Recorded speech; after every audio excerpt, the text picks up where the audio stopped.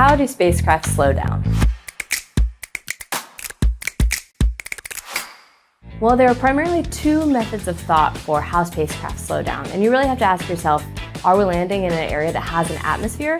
If not, you definitely want to go with retropropulsion, where you use retro thrusters pointed down at the surface of the planet to slow yourself down as you're coming in.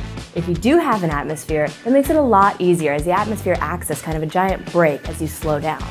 So you have your missions like Apollo that used retropropulsion when we went to the moon.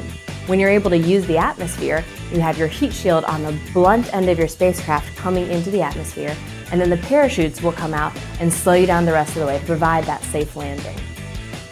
Here at NASA, we're constantly developing new technologies to help with that entry, descent, and landing, or EDL.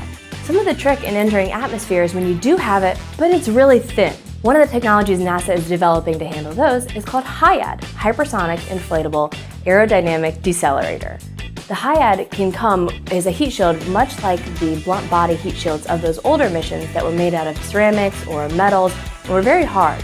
However, HIAD is a flexible woven system that compacts really small, so you're able to actually get a very small heat shield inside your rocket diameter. With HIAD, when the fairing comes off, the heat shield can then inflate and expand to a diameter much larger than your rocket. Therefore, you're able to bring in a much larger payload than you were before. So how do spacecraft slow down? You have retropropulsion, you've got your rigid aeroshells and parachutes, and coming soon, we've got these inflatable heat shields.